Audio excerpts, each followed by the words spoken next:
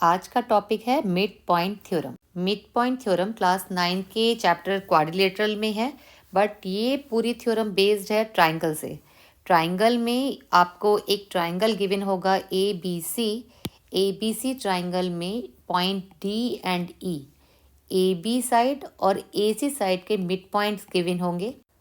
और यदि D and E point को ज्वाइन करें तो ये जो लाइन डी ई बनेगी ना, D E line B C के पैरेलल होगी। ये प्रूव करना होता है मिड पॉइंट थ्योरम में। और एक चीज़ और प्रूव करनी होती है कि D E line B C की लेंथ की हाफ होती है। ये आपको दो रिजल्ट प्रूव करने होंगे। एक तो D E parallel to B C, ये प्रूव करना होगा, और प्रूव करना होगा D E equal to half of B C. ये ही मिड पॉइंट थ्योरम है। आपको ये दोनों रिजल्ट इस थ्योरम में प्रूव करने हैं। गिवन है in triangle A B C D and E are the mid points. Mid points of A B and A C ये गिवन है। ठीक, अब आपको प्रूव करना है। टू प्रूव है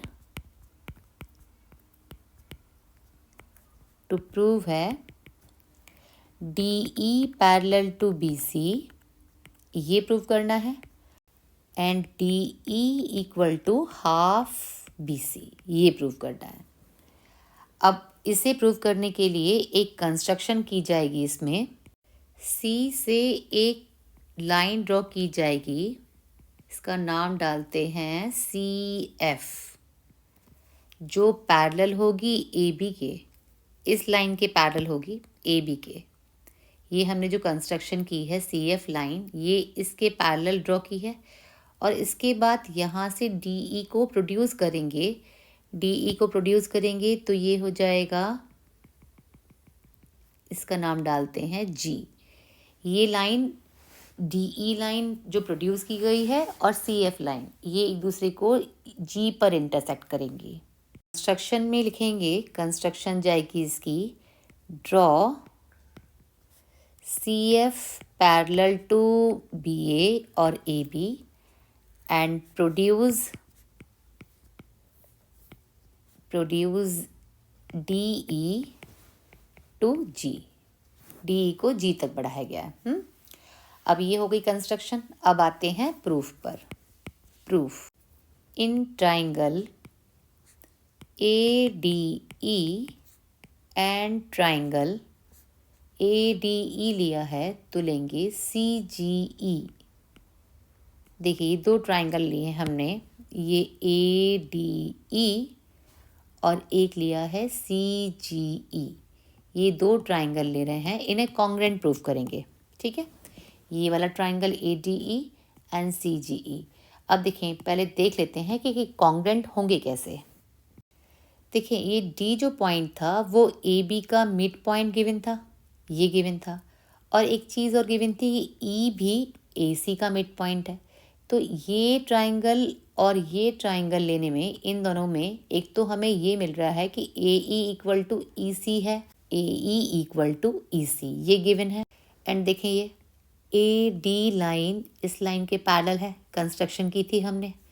तो ये देखें ये बन रहा है, यहाँ देखें ये बन रहे हैं ऑल्टरनेट इंटीरियर एंगल। ये वाला angle A D E angle E C G के इक्वल है। ये देखें ये बन रहे हैं ऑल्टरनेट, ये बन रहा है जेड। ये देखें ये बन रहा है जेड। ये वाला angle D A E equal to E C G, ये मिला दूसरी चीज़। एंड थर्ड थिंग है, ये है vertically opposite angle A E D and C E G, ये वर्टिकली अपोजिट। तो ए एस ए मिल गया। तो ये हो गए दोनों कॉन्ग्रेंट। इसे लिखते हैं since D A parallel to C G है बाय कंस्ट्रक्शन, ये कंस्ट्रक्शन से किया था हमने, इसे एंगल 1 नाम दें, इसे एंगल 2, ये 3 और ये 4। जब D A parallel to C G है तो एंगल 1 इक्वल टू एंगल 2 हो जाएगा। ये कौन से एंगल है? Alternate interior angles. Second thing है ए इक्वल टू ई सी, क्योंकि ई क्या था? ई था mid point. E is the mid point of A C, ये गिवन था। थर्ड थिंग है angle 3 equal to angle 4, vertically opposite angles. तो ये हो गए दोनों ट्राइंगल कॉन्ग्रेंट। कौन कौन से triangle? Triangle A D E congruent triangle, triangle C E G, ये दोनों ट्राइंगल कॉन्ग्रेंट हो गए by A S A congruency rule. अब ये दोनों ट्राइंगल कॉन्ग्रेंट होने से देखिए हमें क्या मिलेगा? ए डी ई और सी ई जी ट्राइंगल कॉन्ग्रेंट होने से एक तो देखिए ये जो साइड है ना सी पी सी टी से, इस ट्राइंगल ए डी ई की side A D equal to C G हो जाएगा by C P C T, है ना। उसके बाद एक और चीज़ मिलेगी हमें कि ये जो साइड डी ई है ये ही ई जी के भी इक्वल होगी by C P C T से। ये दोनों साइड, ये A D equal to C G and D E equal to E G, इसे लिखते हैं। तो A D equal to C G by C P C T and D E equal to E G, ये भी सी P C T की वजह से equal होंगी। बट ए डी किसके इक्वल था? ए डी इक्वल था डी बी के। ये दो साइड इक्वल थी, ये तो गिवन था, है ना, मिड पॉइंट था डी। यहाँ ए डी इक्वल टू है सी जी के इक्वल, ये कहें 1, इसे कहें equation 2। From equation 1 and 2 A D equal to C G है, ए डी इक्वल टू ही डी बी है, तो C G equal to D B हो गया। सी जी इक्वल टू, देखें ये C G equal to D B हो गया। ये दो साइड इक्वल हो गई और हमने तो कंस्ट्रक्शन से पैरेलल बनाई थी, है ना। ये ही साइड तो इसके पैरेलल बनाई थी, तो ये पैरेलल भी हैं और इक्वल भी हैं। तो ये क्वाड्रिलेटरल, ऐसा क्वाड्रिलेटरल जिसमें एक पेयर, कोई भी एक पेयर, अपोजिट साइड्स का पेयर, ये वाला सपोज इक्वल भी हो और पैरेलल भी हो, तो ये पैरेललोग्राम होते हैं, है ना। कोई भी एक पेयर दोनों ही क्वालिटी लिए हो कि इक्वल भी है और पैरेलल भी है, तो वो एक क्वाड्रिलेटरल पैरेललोग्राम होता है। तो इस क्वाड्रिलेटरल में देखें D G C B, D P तो हमने कंस्ट्रक्शन से पैरेलल बनाई थी और यहाँ पर डी बी सी जी के इक्वल भी आ गई, ये आ रही है C G equal to D B, equal भी है पैरेलल भी है। तो ये वाला जो नीचे बना हुआ है क्वाड्रिलेटरल, ये पैरेललोग्राम बन जाएगा, है ना, क्योंकि ये साइड पैरेलल भी है और इक्वल भी है। Therefore quadrilateral D B C G is a parallelogram. और रीजन जाएगा opposite sides are equal and parallel. अब क्योंकि ये पैरेललोग्राम बन गया, है ना, डी जी सी बी या बी डी सी जी कहें, ये पैरेललोग्राम बन गया, तो इसकी अपोजिट साइड भी तो पैरेलल होती हैं, ये तो पैरेलल है ही, तो ये भी तो पैरेलल हो जाएगी डी जी बी सी के। D G parallel to B C होगी, D G parallel to B C. क्यों? क्योंकि ये क्या है? ये ऑपोजिट साइड्स हैं ऑफ पैरेललोग्राम, एक पैरेललोग्राम की ऑपोजिट साइड्स हैं।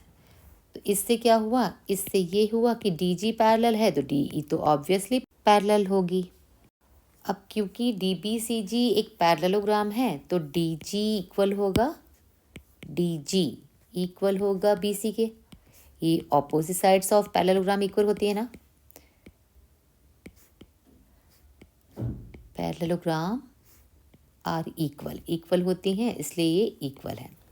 बट डी जी को हम लिख सकते हैं D E plus E G equal to B C. अब डी ई और ई जी क्या है? डी ई और ई जी हैं इस इक्वेशन में, देखें इस वाली इक्वेशन में, इसे कहें इक्वेशन 3। डी ई और ई जी इक्वल है ना, तो हम ई जी को डी ई से रिप्लेस कर सकते हैं। डी ई को डी को डी ई लिखेंगे, ई जी को लिख रहे हैं हम D E equal to B C. तो यहाँ से क्या मिला, हमें मिला 2DE equal to B C. Therefore DE equal to half of B C. ये हुआ हमारा सेकेंड पार्ट प्रूफ। हमें 2 पार्ट प्रूफ करने थे मिड पॉइंट थ्योरम में। एक करना था प्रूफ करें कि ये DE पैरेलल टू BC होगा, ये एक पार्ट प्रूफ करना था, ये यहाँ प्रूफ हो गया। और एक प्रूफ करना था कि पैरेलल के साथ साथ ये BC का हाफ भी होगा, ये भी प्रूफ हो गया। According to midpoint theorem, in a triangle ABC, if D and E are the midpoints of side AB and AC, then DE is equal to half of BC and parallel to BC. This is the result of midpoint theorem.